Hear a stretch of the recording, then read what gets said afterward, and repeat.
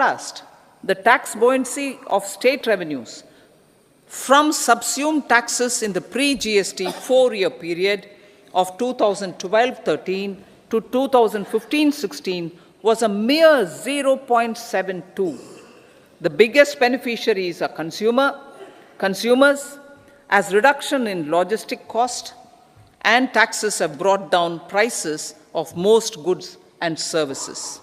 We have taken a number of steps in customs to facilitate international trade. As a result, the import release time declined by 47% to 71 hours at inland container depots, by 28% to 44 hours at air cargo complexes, and by 27% to 85 hours at seaports over the last 4 years since 2019, when the national time release studies were first started. Tax proposals.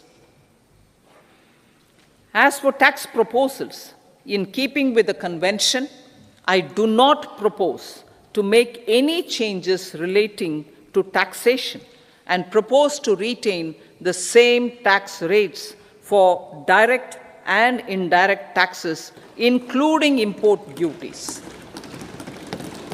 However, certain tax benefits to startups and investments made by sovereign wealth or pension funds, as also tax exemption on certain income of some IFSC units, are expiring on 31/3/2024. To provide continuity in taxation, I propose to extend the date to 31/3/2025.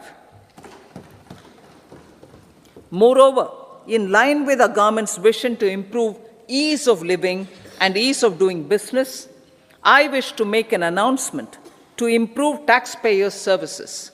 There are a large number of petty, non-verified, non-reconciled, or disputed direct tax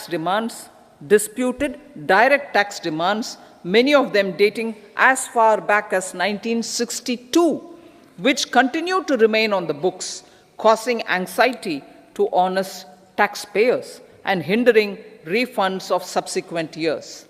Honorable Speaker, sir, I propose to withdraw 4 major castes.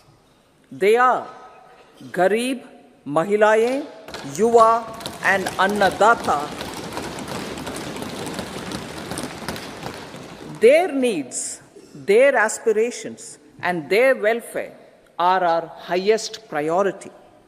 The country progresses when they progress. All 4 require and receive government support in their quest to better their lives. Their empowerment and well-being will drive the country forward. Garib Kalyan, Desh Ka Kalyan. We believe in empowering the poor. The earlier approach of tackling poverty through entitlements had resulted in very modest outcomes. When the poor became empowered partners in the development process, government's power to assist them also increases manifold. With the pursuit of Sabka Saath, in these 10 years, the government has assisted 25 crore people to get freedom from multi-dimensional poverty. Our government's efforts are now getting synergized with energy and passion of such empowered people. This is truly elevating them from poverty.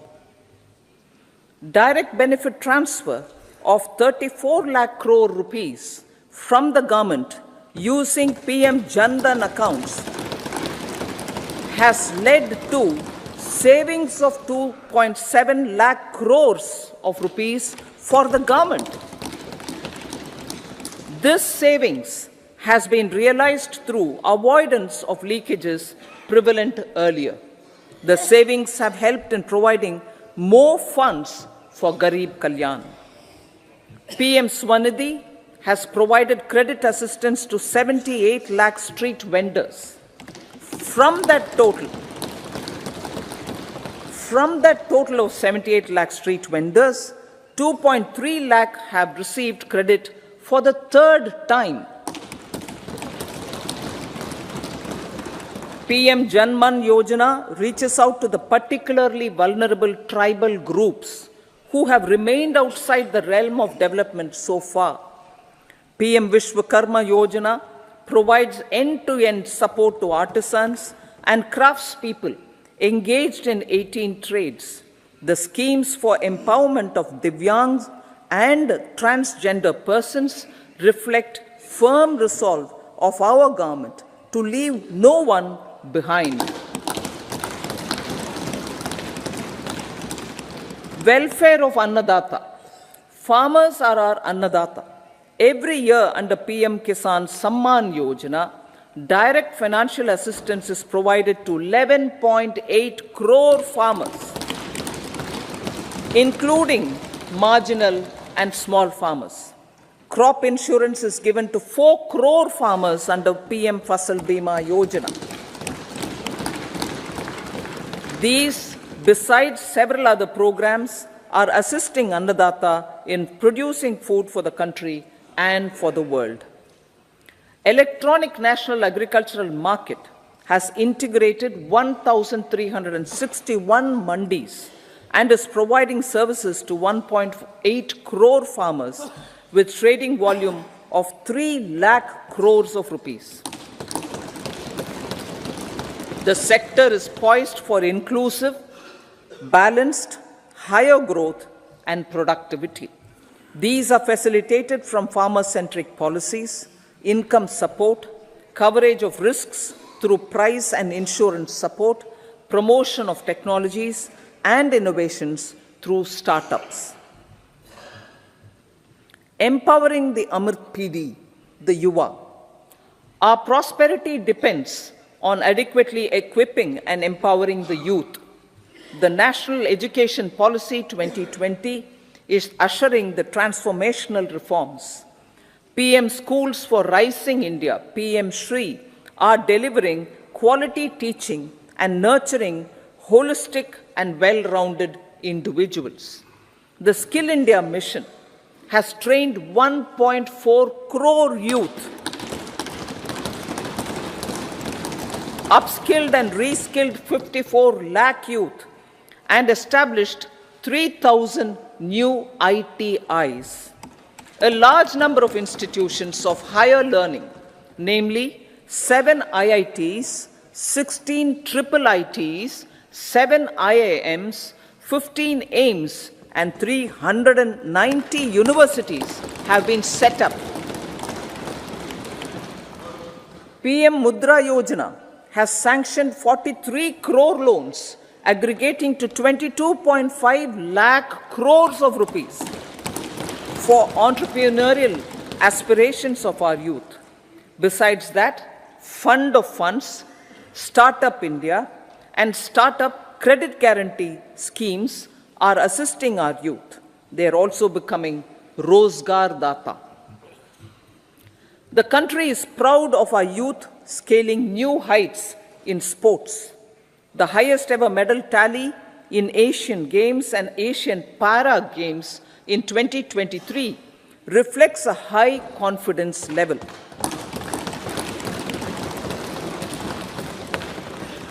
Chess prodigy and our #1 ranked player Pragnananda put up a stiff fight against the reigning world champion Magnus Carlsen in 2023. Today, India has over 80 chess grandmasters compared to little over 20 in 2010. Momentum for Nari Shakti. The empowerment of women through entrepreneurship, ease of living, and dignity for them has gained momentum in these 10 years. 30 crore Mudra Yojana loans have been given to women entrepreneurs. Female enrollment in higher education has gone up by 28% in 10 years. In STEM courses, girls and women constitute 43% of enrollment, one of the highest in the world. All these measures are getting reflected in the increasing participation of women in workforce, making triple talaq illegal, reservation of 1/3 seats for women in the Lok Sabha and state assemblies, and giving over 70% houses under PM Awas Yojana in rural areas to women, and giving over 70% houses under PM Awas Yojana in rural areas to women as sole or joint owners have enhanced their dignity. Exemplary track record of governance, development, and performance. Besides delivering on high growth in terms of gross domestic product, the government is equally focused on a more comprehensive GDP, that is, governance, development, and performance. Our government has provided transparent, accountable, people-centric, and prompt, trust-based administration with citizen-first and minimum government, maximum governance approach. The impact of all-round development is discernible in all sectors. There is macroeconomic stability, including in the external sector. Investments are robust. The economy is doing well. People are living better and earning better, with even greater aspirations for future. Average real income of the people has increased by 50%. Inflation is moderate. People are getting empowered, equipped, and enabled to pursue their aspirations. There is effective and timely delivery of programs and of large projects. Economic management. The multi-pronged economic management over the past 10 years has complemented people-centric, inclusive development. Following are some of the major elements. 1.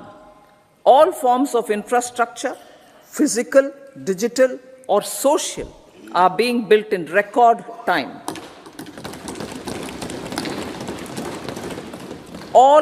Number 2. All parts of the country are becoming active participants in economic growth. Number 3, digital public infrastructure, a new factor of production as if in the 21st century, is instrumental in formalization of the economy. Number 4, goods and services tax has enabled one nation, one market, one tax.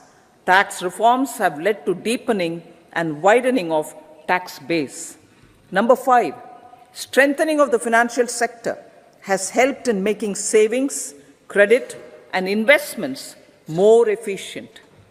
Number 6, GIFT, IFSC, and the Unified Regulatory Authority, IFSCA, are creating a robust gateway for global capital and financial services for the economy. Number 7, proactive inflation management has helped keep inflation within the policy band. Now, the global context, Honorable Speaker, sir. Geopolitically, global affairs are becoming more complex and challenging with wars and conflicts. Globalization is being redefined with reshoring and friendshoring, disruption and fragmentation of supply chains, and competition for critical minerals and technologies. A new world order is emerging after the COVID pandemic. India assumed the G20 presidency during very difficult times for the world. The global economy was going through high inflation, high interest rates, low growth, very high public debt, low trade growth, and climate changes. The pandemic has led to a crisis of food, fertilizer, fuel, and finances for the world, while India successfully navigated its way. The country showed the way forward and built consensus on solutions for those global problems. The recently announced India-Middle East-Europe economic corridor is a strategic and economic game changer for India and others. In the words of Honorable Prime Minister, the corridor, and I quote, will become the basis of world trade for hundreds of years to come, and history will remember that this corridor was initiated on Indian soil, unquote. Vision for Vikasit Bharat. Our vision for Vikasit Bharat is that of prosperous Bharat in harmony with nature, with modern infrastructure, and providing opportunities for all citizens and all regions to reach their potential. With confidence arising from strong and exemplary track record of performance and progress, earning Sabka Vishwas, the next 5 years will be years of unprecedented development and golden moments to realize the dream of developed India by 2047. The trinity of demography, democracy, and diversity backed by Sabka Prayas has the potential to fulfill aspirations of every Indian. As Honorable Prime Minister in his Independence Day address to the nation mentioned, I quote, there is no dearth of opportunities, as many opportunities as we want. The country is capable of creating more opportunities. Sky is the limit, unquote. Strategy for Amrit Kal. Our government will adopt economic policies that foster and sustain growth, facilitate inclusive and sustainable development, improve productivity, create opportunities for all, help them enhance their capabilities, and contribute to generation of resources to power investments and fulfill aspirations. Guided by the principle, reform, perform, and transform, the government will take up next generation reforms and build consensus with the states and stakeholders for effective implementation. It is an important policy priority for our government to ensure timely and adequate finances, relevant technologies, and appropriate training for the micro, small, and medium enterprises, MSMEs, to grow and also compete globally. Orienting the regulatory environment to facilitate their growth will be an important element of this policy mix. Aligning with the Panchamrit goals, our government will facilitate sustaining high and more resource-efficient economic growth. This will work towards energy security in terms of availability, accessibility, and affordability. For meeting the investment needs, our government will prepare the financial sector in terms of size, capacity, skills, and regulatory framework. Aspirational Districts Program. Our government stands ready to assist the states in faster development of aspirational districts and blocks, including generation of ample economic opportunities. Development of the East. Our government will pay utmost attention to make the eastern region and its people a powerful driver of India's growth.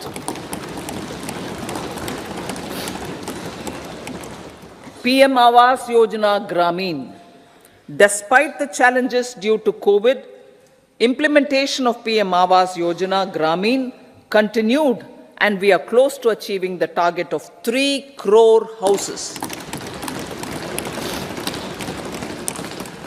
2 crore more houses will be taken up in the next 5 years to meet the requirement arising from increase in the number of families. Rooftop solarization and Muft Bijli. Through rooftop solarization, 1 crore households will be enabled to obtain up to 300 units free electricity every month. This scheme follows the resolve of Honorable Prime Minister on the historic day of consecration of Sri Ram Mandir in Ayodhya.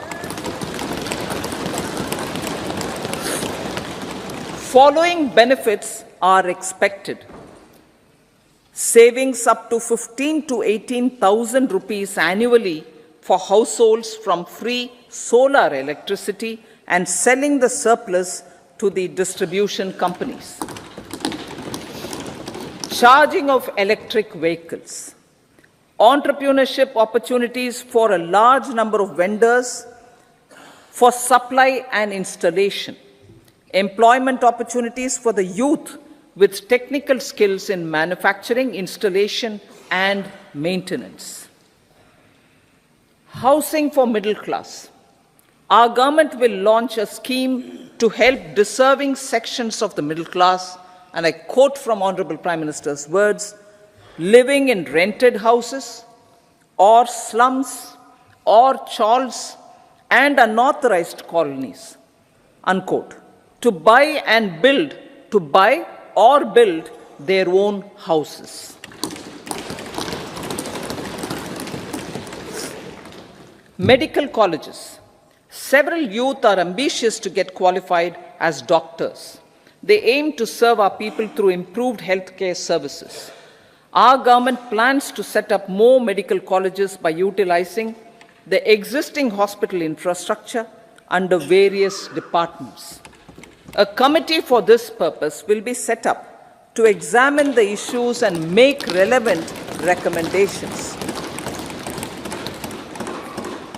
Cervical cancer vaccination. Our government will encourage vaccination for girls in the age group of 9 to 14 years for prevention of cervical cancer. Maternal and child health care. Various schemes for maternal and child care will be brought under one comprehensive program for synergy in implementation. Upgradation of Anganwadi centers under Saksham Anganwadi and Poshan 2.0 will be expedited for improved nutrition delivery, early childhood care and development. The newly designed U-Win platform for managing immunization and intensified efforts of Mission Indradhanush will be rolled out expeditiously throughout the country. Ayushman Bharat. Healthcare cover under Ayushman Bharat scheme will be extended to all ASHA workers, to all Anganwadi workers and helpers. Agriculture and food processing. The efforts of value addition in agriculture sector and boosting farmers' incomes will be stepped up. Pradhan Mantri Kisan Sampada Yojana has benefited 38 lakh farmers and generated 10 lakh employment. Pradhan Mantri Formalization of Micro Food Processing Enterprises Yojana has assisted 2.4 lakh SHGs and 60,000 individuals with credit linkages. Other schemes are complementing the efforts for reducing post-harvest losses and improving productivity and incomes. For ensuring faster growth of the sector, our government will further promote private and public investment in post-harvest activities, including aggregation, modern storage, efficient supply chains, primary and secondary processing and marketing and branding. Nano DAP.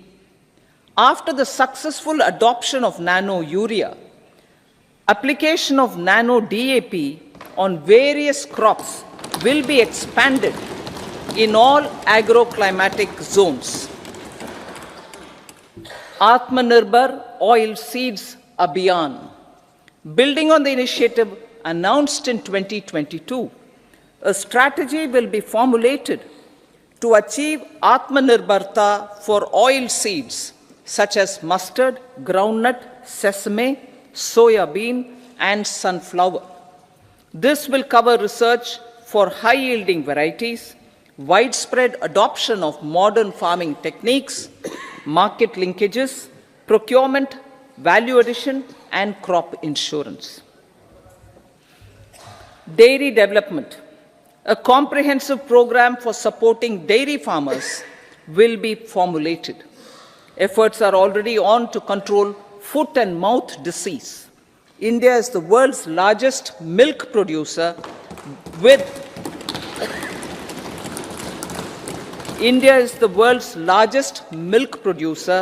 but with low productivity of milch animals. The program will be built on the success of existing schemes such as Rashtriya Gokul Mission, National Livestock Mission, and infrastructure development funds for dairy processing and animal husbandry. Matsya Sampada. It was a government which set up a separate department for fisheries, realizing this will help in generating employment also. Promoting investments. The FDI inflow during 2014 to 23 was $596 billion, marking a golden era. That is twice the inflow during 2005 to 14. For encouraging sustained foreign investment, we are negotiating bilateral investment treaties with our foreign partners in the spirit of First Develop India. FDI is First Develop India. Reforms in the states for Vikasit Bharat. Many growth and development enabling reforms are needed in the states for realizing the vision of Vikasit Bharat.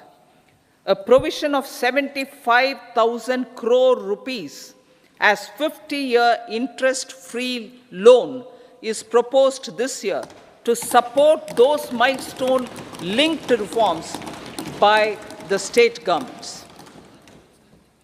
Societal changes. The government will form a high-powered committee for an extensive consideration of the challenges arising from fast population growth and demographic changes. The committee will be mandated to make recommendations for addressing these challenges comprehensively in relation to the goal of Vikasit Bharat. Amrit Kal as Kartavya Kal. Our government stands committed to strengthening and expanding the economy with high growth and to create conditions for people to realize their aspirations. Honorable Prime Minister in his Independence Day address to the nation in the 75th year of our Republic said, and I quote, "We commit ourselves to national development with new inspirations, new consciousness, new resolutions as the country opens up immense possibilities and opportunities. It is our Kartavya Kal."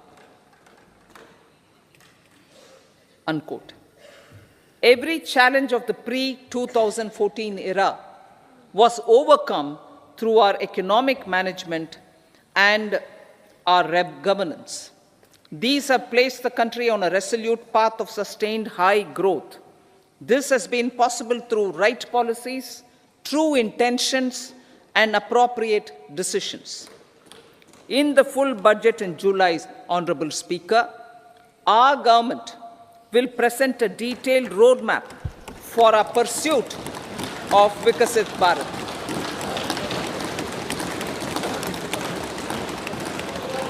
Revised estimates of 2023-24. The revised estimate of the total receipts other than borrowings is 27.56 lakh crores of rupees, of which the tax receipts are 23.24 lakh crore rupees. The revised estimate of total expenditure is 44.90 lakh crore rupees. The revenue receipts at 30.3 lakh crore rupees are expected to be higher than the budget estimate, reflecting strong growth momentum and formalization in the economy. The revised estimate of the fiscal deficit is 5.8% of GDP, improving on the budget estimate, notwithstanding moderation in the nominal growth estimates.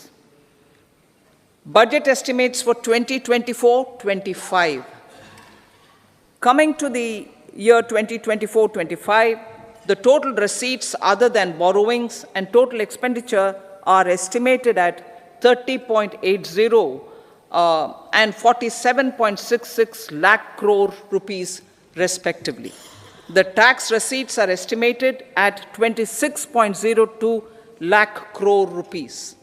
The scheme of 50-year interest-free loan for capital expenditure to states will be continued this year with an outlay of 1.3 lakh crore rupees. We continue on the path of fiscal consolidation, as announced in my budget speech of 2021-22, to reduce fiscal deficit below 4.5% by 25-26. The fiscal deficit in 2024-25 is estimated to be 5.1% of GDP, adhering to that path. So the gross and net market borrowings through dated securities during 24-25 are estimated at 14.13 lakh crore rupees and 11.75 lakh crore respectively. Both will be less than that in 23-24. Now that the private investments are happening at scale, the lower borrowings by the central government will facilitate larger availability of credit for the private sector. Vote on account. I'll be seeking vote on account approval of the Parliament through the appropriation bill for a part of the financial year 2024-25. I will now move to Part B. Honorable Speaker, sir, over the last 10 years, the direct tax collections have more than trebled and the return filers swelled 2.4 times. I would like to assure the taxpayers that their contributions have been used wisely for the development of the country and welfare of its people. I appreciate the taxpayers for their continued support. The government has reduced and rationalized tax rates. Under the new tax scheme, there is now no tax liability for taxpayers with income up to 7 lakh rupees, up from 2.2 lakh rupees in the financial year 2013-14. The threshold for presumptive taxation for retail businesses was increased from 2 crores to 3 crores. Similarly, the threshold for professionals eligible for presumptive taxation was increased from 50 lakh rupees to 75 lakh rupees. Also, corporate tax rate was decreased from 30% to 22% for existing domestic companies and to 15% for certain new manufacturing companies. Honorable Speaker, sir, in the last 5 years, our focus has been to improve taxpayer services. The age-old jurisdiction-based assessment system was transformed with the introduction of faceless assessment and appeal, thereby imparting greater efficiency, transparency, and accountability. Introduction of updated income tax returns, a new Form 26AS, and pre-filling of tax returns have made filing of tax returns simpler and easier. Average processing time of returns has been reduced from 93 days in the year 2013-14 to a mere 10 days this year, thereby making refunds faster. Indirect taxation.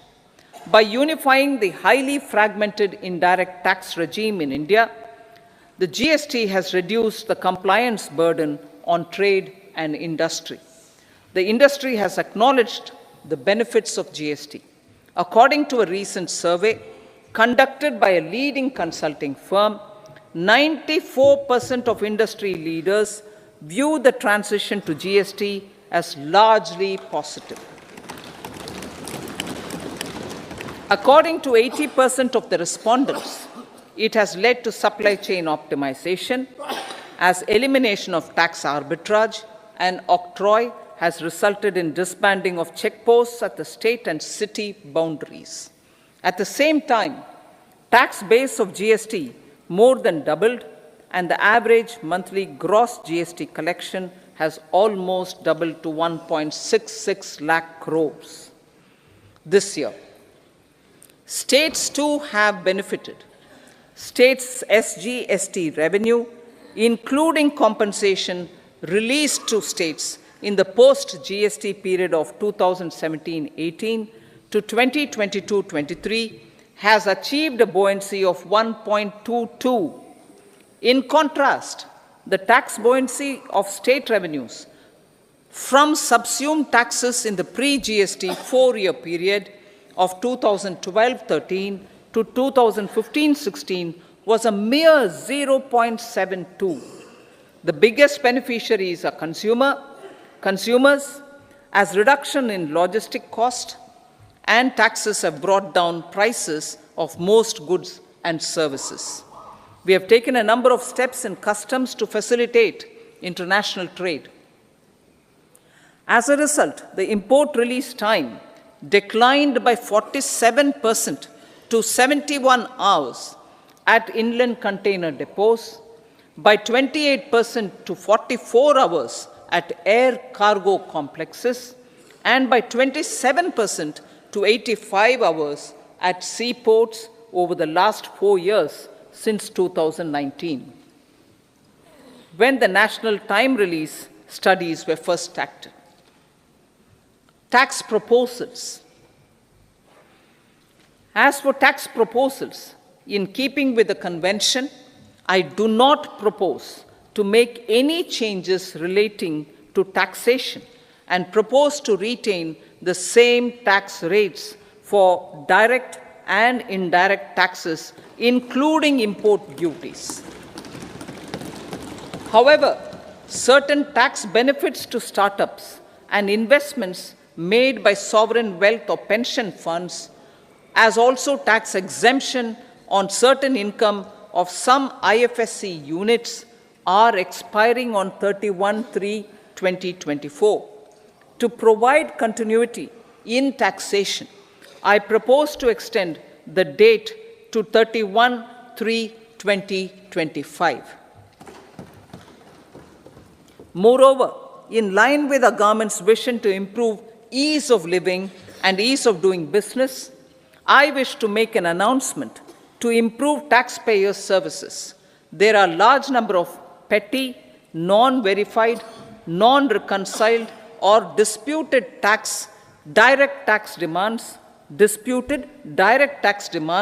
many of them dating as far back as 1962, which continue to remain on the books, causing anxiety to honest taxpayers and hindering refunds of subsequent years. Honorable Speaker, sir, I propose to withdraw such outstanding direct tax demands up to 25,000 rupees pertaining to the period up to financial year 2009-10 and up to 10,000 rupees for financial years 2010-11 to 2014-15. This is expected to benefit about 1 crore taxpayers. 1 crore taxpayers would benefit out of this. Economy then and now. In 2014, when our government assumed the reins, the responsibility to mend the economy step by step and to put the governance systems in order was enormous.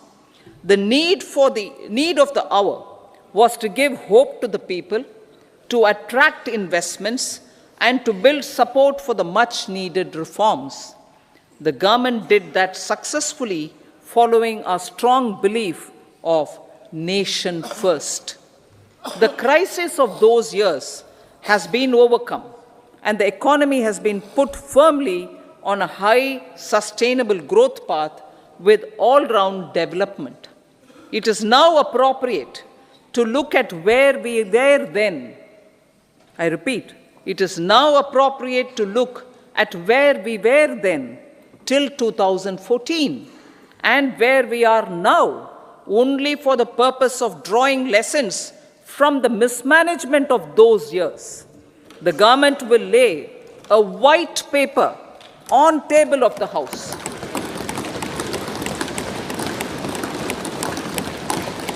The exemplary track record of governance, development and performance, effective delivery and Jan Kalyan has given the government trust, confidence and blessings of the people to realize whatever it takes, the goal of Vikasit Bharat with good intentions, true dedication and hard work in the coming years and decades.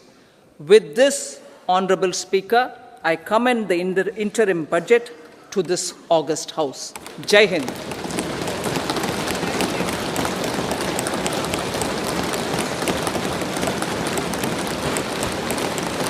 उसे member portal पर भी उपलब्ध करा दिया जाएगा। माननीय वित्त मंत्री जी,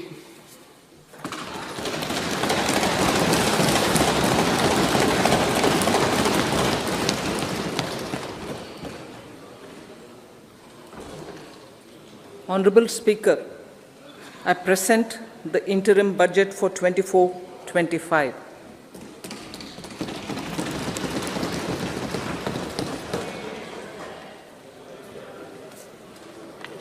The Indian economy has witnessed profound positive transformation in the last 10 years. The people of India are looking ahead to the future with hope and optimism. With the blessings of the people, when our government, under the visionary and dynamic leadership of Honorable Prime Minister Shri Narendra Modi, assumed office in 2014, the country was facing enormous challenges.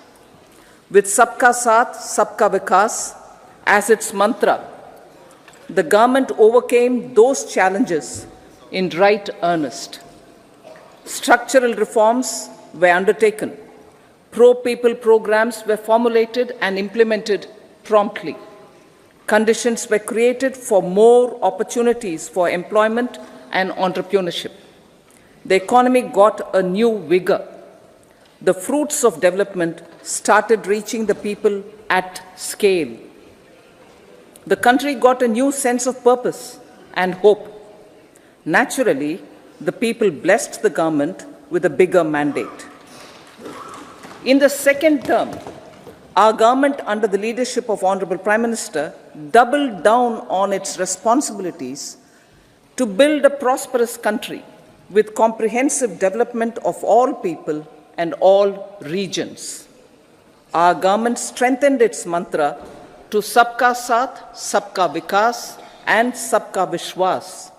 Our development philosophy covered all elements of inclusivity, namely social inclusivity through coverage of all strata of the society, and geographical inclusivity through development of all regions of the country.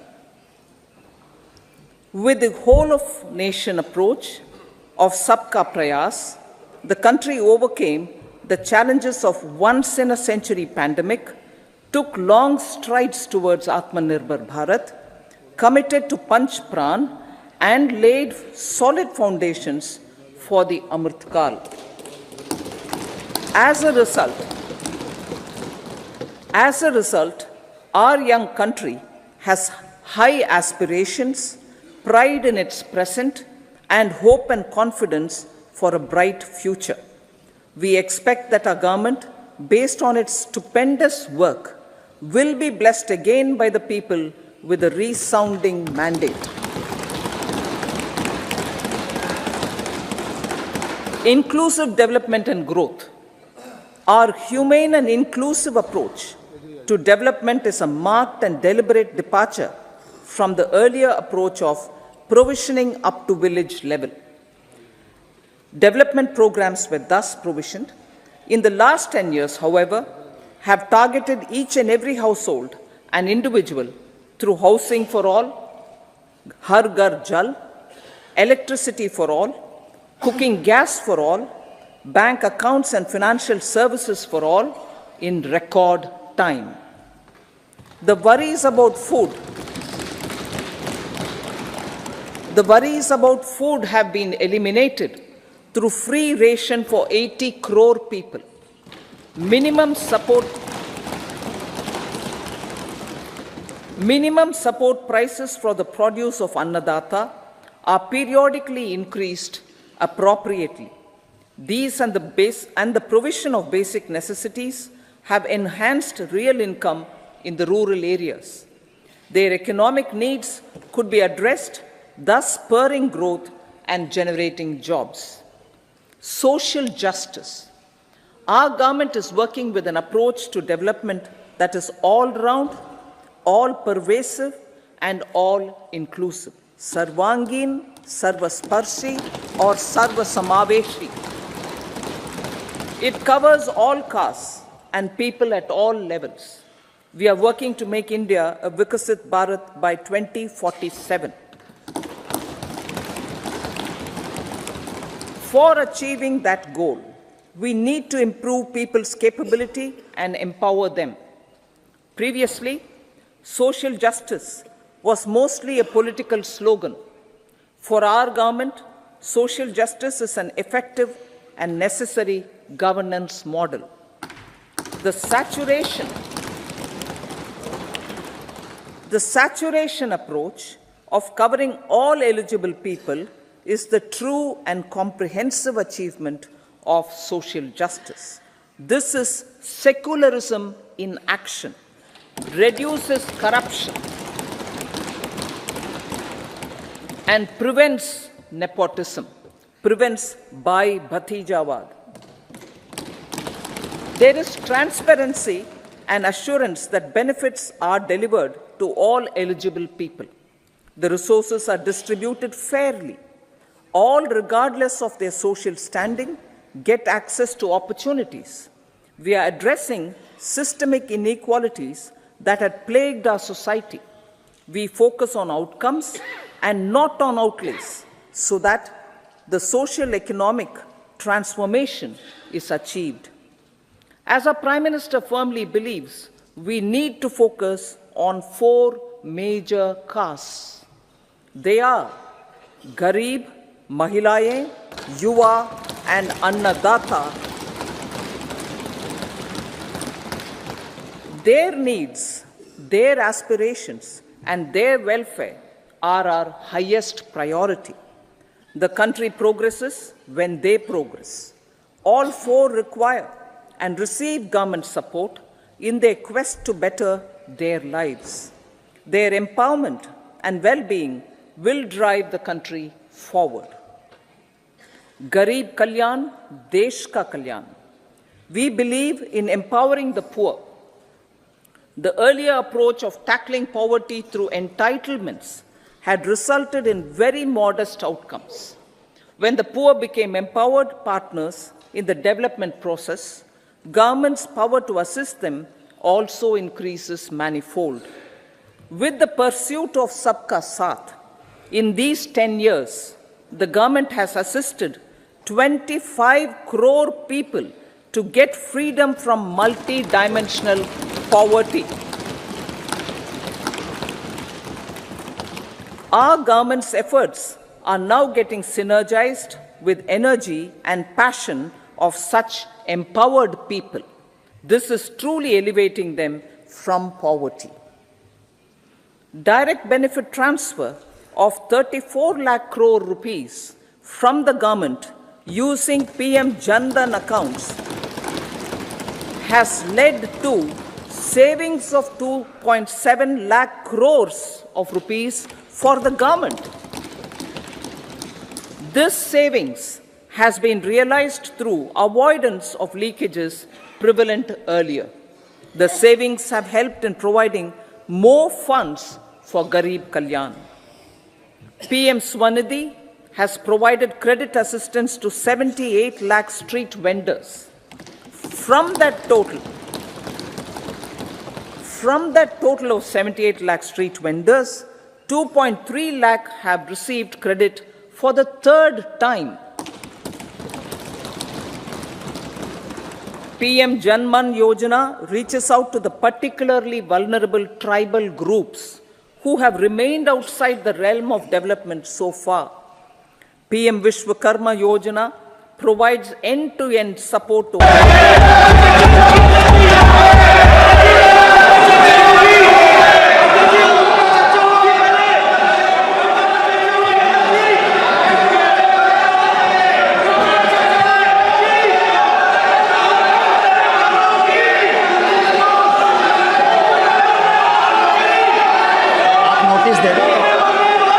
सदस्यगण,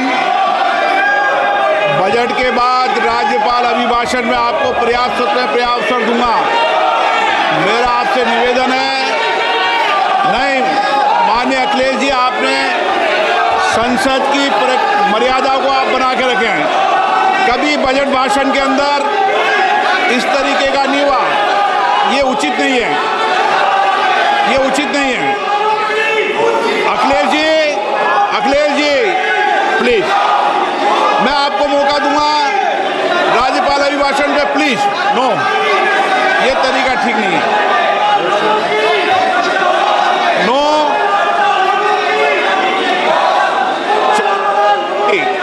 राज्यपाल अभिभाषण पे चर्चा होगी।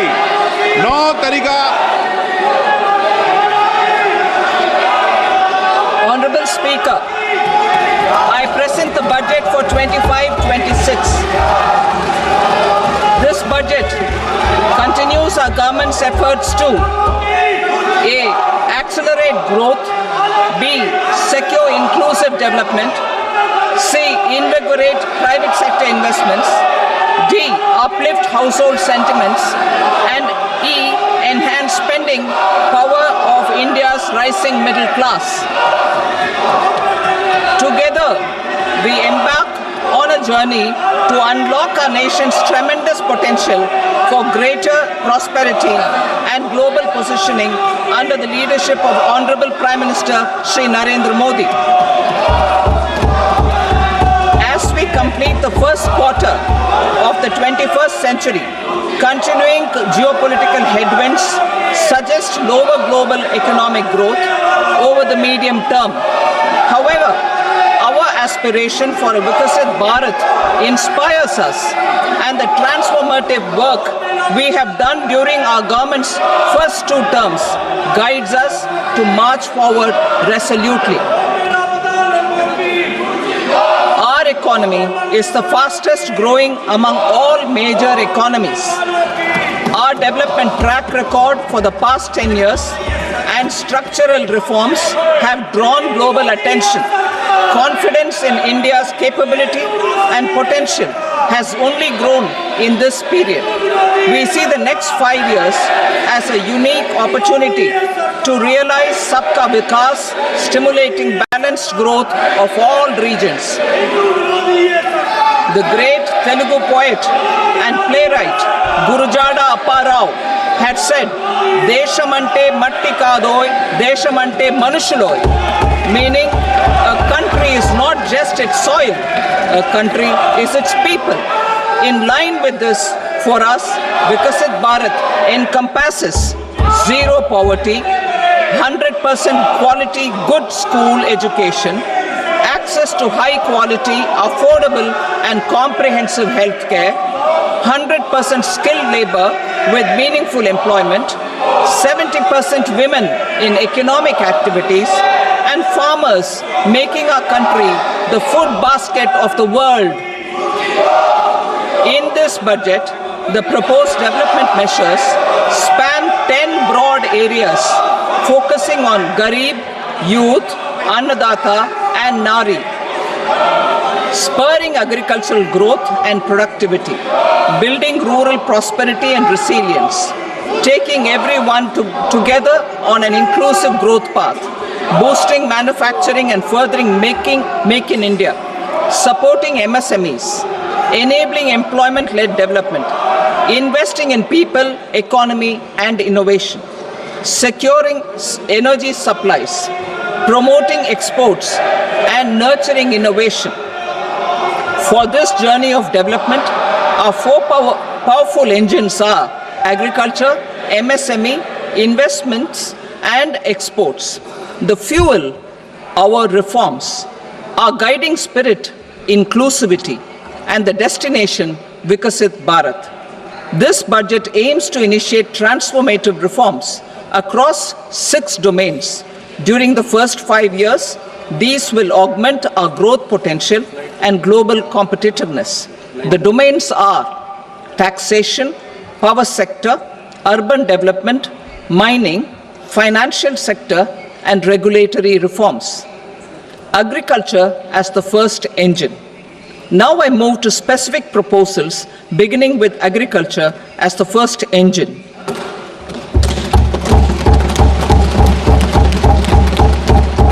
Prime Minister Dhan Dhanya Krishi Yojana, developing agri-districts program. Motivated by the success of the aspirational district program, our government will undertake a Prime Minister Dhan Dhanya Krishi Yojana in partnership with states. Through the convergence of existing schemes and specialized measures, the program will cover 100 districts with low productivity, moderate crop intensity, and below average credit parameters. It aims to 1. Enhance agricultural productivity, 2. Adopt crop diversification and sustainable agricultural practices, 3. Augment post-harvest storage at the panchayat and block level, 4. Improve irrigation facilities, and 5. Facilitate availability of long-term and short-term credit. This program is likely to help 1.7 crore farmers. Building rural prosperity and resilience. A comprehensive multi-sectoral rural prosperity and resilience program will be launched in partnership with the states. This will address underemployment in agriculture through skilling, investment, technology, and invigorating the rural economy.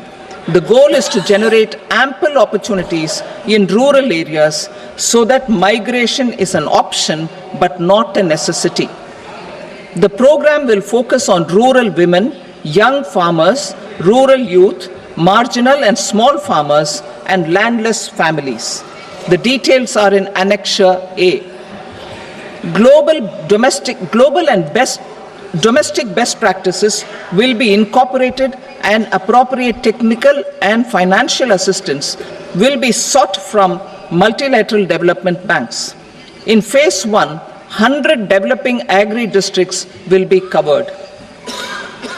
Atmanirbharta in pulses.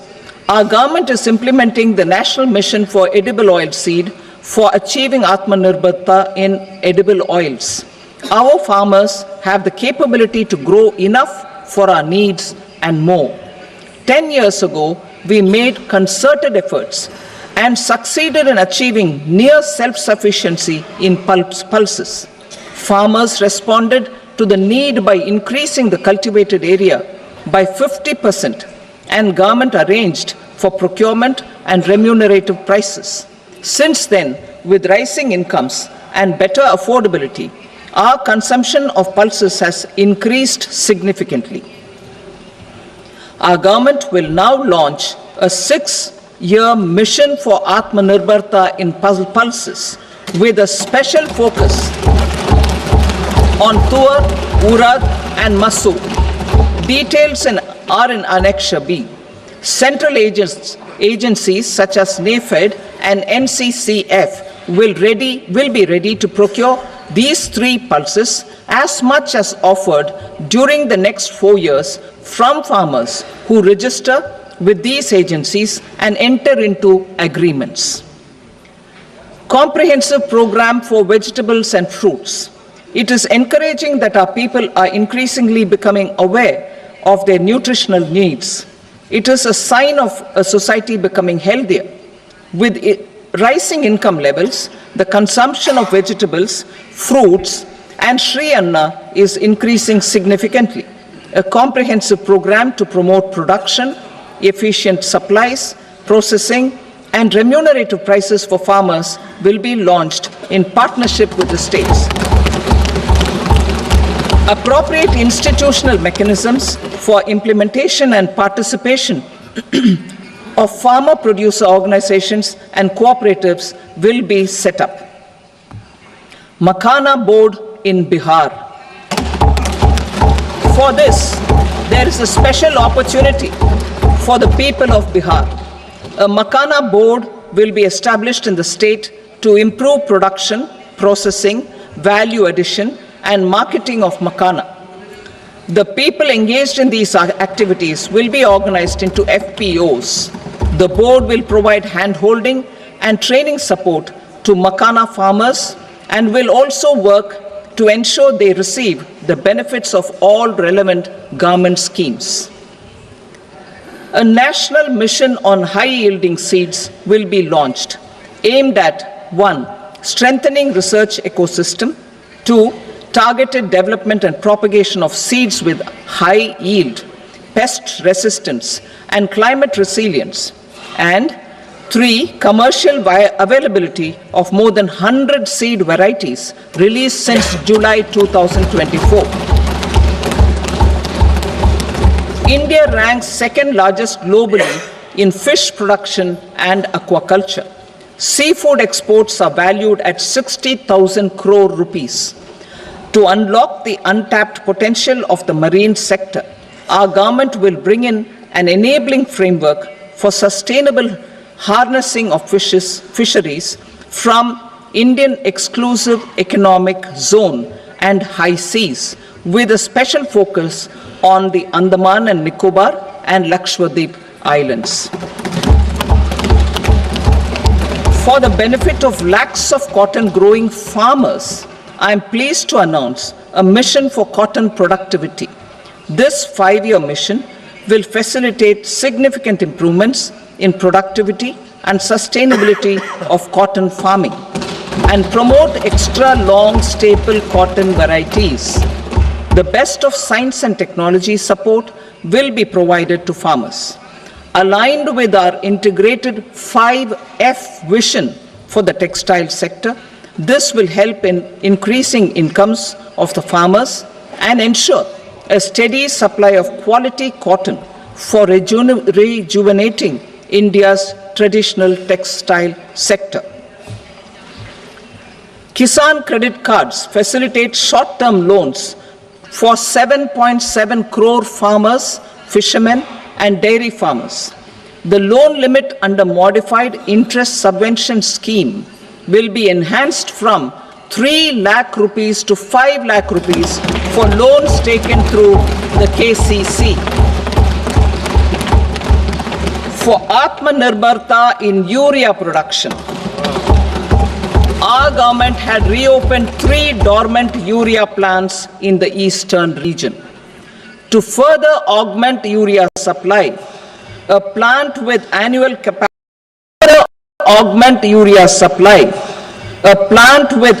capacity of 12.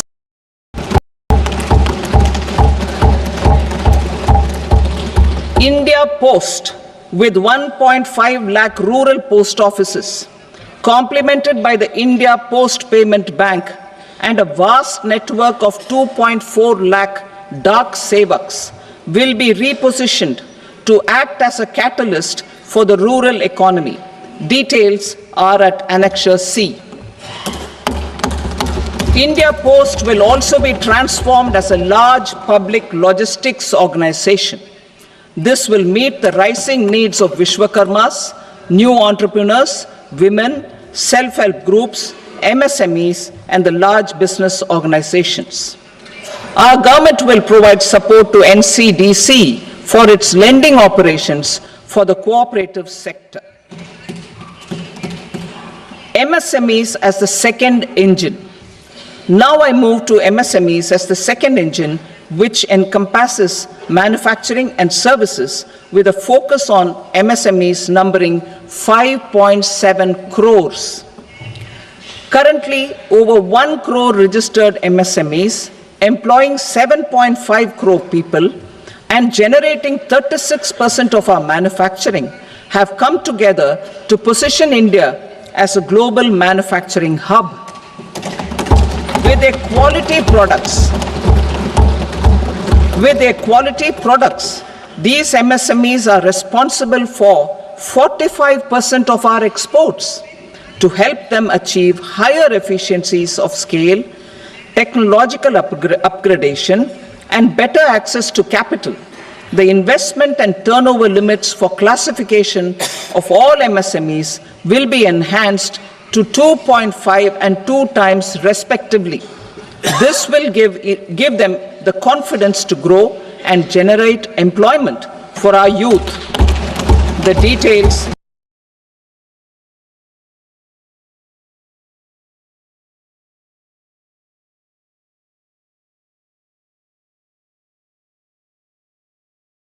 योगदान करने वाले 1 करोड़ से अधिक पंजीकृत MSME मिलकर भारत को वैश्विक विनिर्माण केंद्र बनाने के प्रयास कर रहे हैं।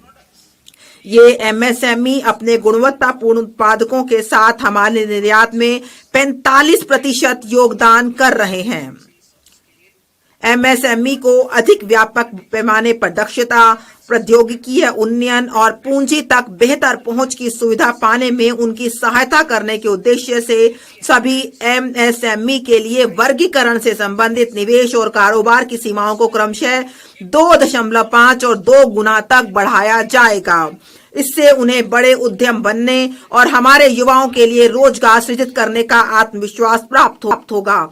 विवरण अनुलग्न घ में दिया गया है। गारंटी कवर के साथ ऋण उपलब्धता में पर्याप्त वृद्धि। सूक्ष्म और लघु उद्यमों के लिए 5 करोड़ से बढ़ाकर 10 करोड़, जिससे अगले 5 वर्षों में 1.5 लाख करोड़ के अतिरिक्त ऋण उपलब्ध होंगे। दूसरा, स्टार्टअप के लिए 10 करोड़ से बढ़ाकर 20 करोड़, जिसमें आत्मनिर्भर भारत के लिए महत्वपूर्ण 27 प्रमुख क्षेत्रों में ऋणों के लिए गारंटी शुल्क कम करके 1% किया जाएगा और उत्तम तरह से चल रहे निर्यातक MSME के लिए 20 करोड़ तक के सावधि ऋण। सूक्ष्म उद्यमों के लिए क्रेडिट कार्ड। हम उद्यम पोर्टल पर पंजीकृत सूक्ष्म उद्यमों के लिए 5 लाख की सीमा वाले विशेष अनुकूल क्रेडिट कार्ड शुरू करेंगे। पहले वर्ष में 10 लाख कार्ड जारी किए जाएंगे। स्टार्टअप के लिए निधियों का कोष। स्टार्टअप के लिए वैश्विक निवेश निधियों AIF को 91,000 करोड़ से अधिक की प्रतिबद्धताएं प्राप्त हुई हैं। इन्हें 10,000 करोड़ के सरकारी अंशदान से स्थापित निधियों के कोष की सहायता प्राप्त है। अब विस्तारित कार्यक्षेत्र और 10,000 करोड़ के नए अंशदान के साथ निधियों के नए कोष की स्थापना की जाएगी।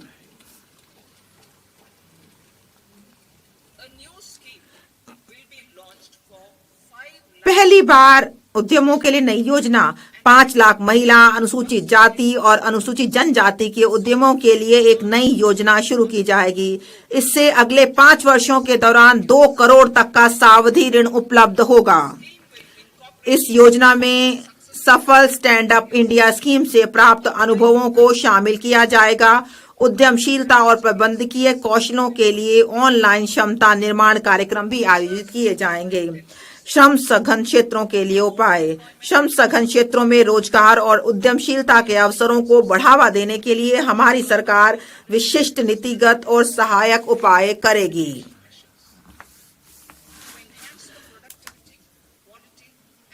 भारत के फुटवियर और लेदर क्षेत्र की उत्पादकता, गुणवत्ता और प्रतिस्पर्धात्मकता बढ़ने हेतु फोकस उत्पाद स्कीम कार्यान्वित की जाएगी। इस स्कीम में लेदर, फुटवियर और उत्पादों के लिए सहायता के अलावा बिना लेदर वाले गुणवत्तापूर्ण फुटवियर के उत्पादन हेतु आवश्यक डिजाइन क्षमता, घटक विनिर्माण और मशीनों के लिए सहायता दी जाएगी।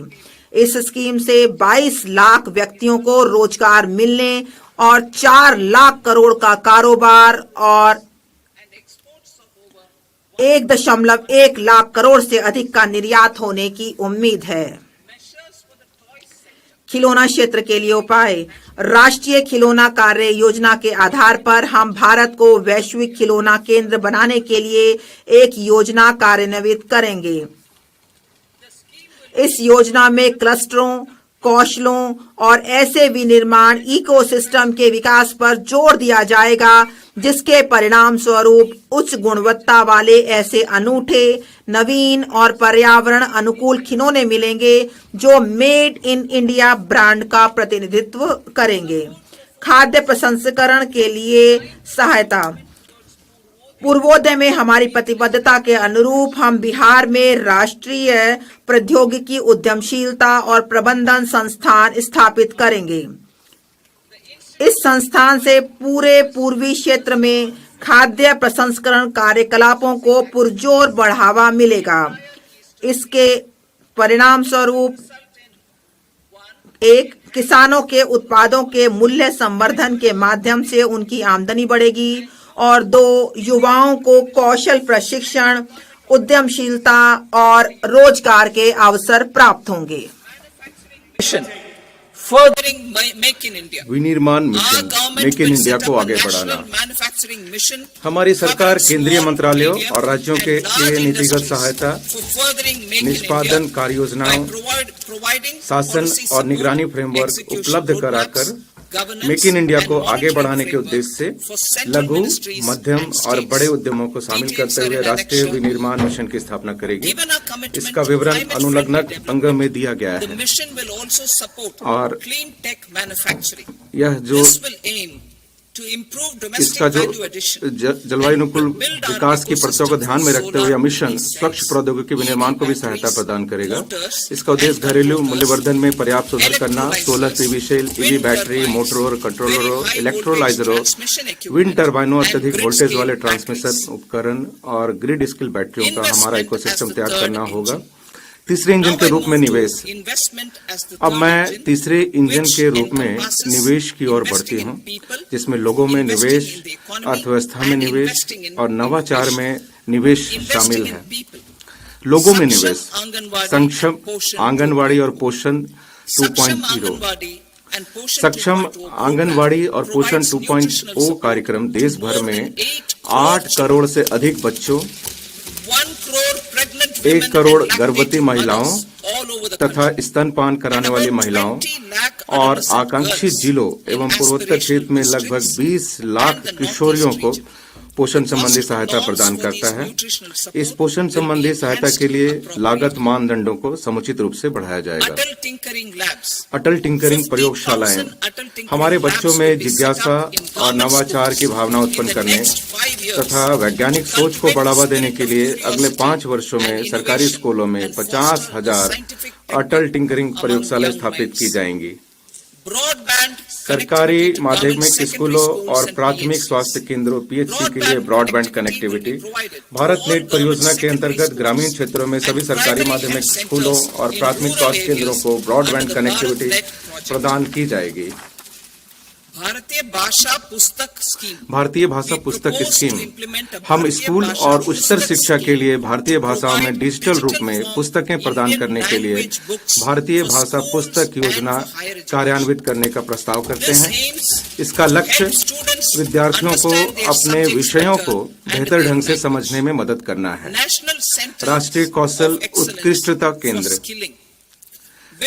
जुलाई 2024 के बजट में घोषित की गई पहलों की दिशा में कार्य करते हुए वैश्विक विशेषज्ञता और भागीदारी के साथ 5 राष्ट्रीय कौशल उत्कृष्टता केंद्रों को स्थापित किया जाएगा ताकि make for India, make for the world विनिर्माण के लिए आवश्यक कौशलों के साथ हमारे युवाओं को सुसज्जित किया जा सके। इस भागीदारी में पाठ्यक्रम डिजाइन, प्रशिक्षकों का प्रशिक्षण, कौशल प्रमाणन फ्रेमवर्क और आवधिक समीक्षा को शामिल किया जाएगा।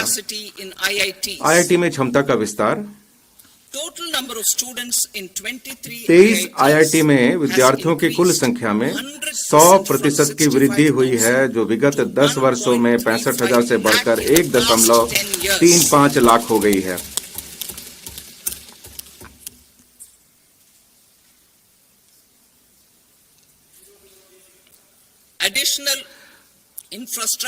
वर्ष 2014 के पश्चात शुरू की गई 5 IIT में अतिरिक्त अवसंरचना का सृजन किया जाएगा, ताकि 6,500 और विद्यार्थियों के लिए शिक्षा को सुविधाजनक बनाया जा सके। IIT पटना में छात्रावास और अन्य अवसंरचना संबंधी क्षमता को भी बढ़ाया जाएगा। सेंटर ऑफ एक्सीलेंस शिक्षा हेतु centre of excellence in AI शिक्षा हेतु AI में उत्कृष्टता केंद्र। मैंने 2023 में कृषि, स्वास्थ्य और धार्मिक शहरों के लिए कृत्रिम बुद्धिमत्ता संबंधी 3 उत्कृष्टता केंद्रों की घोषणा की थी। अब 500 करोड़ के कुल परिव्यय से शिक्षा हेतु कृत्रिम बुद्धिमत्ता संबंधी एक उत्कृष्टता केंद्र स्थापित किया जाएगा। Expansion of medical education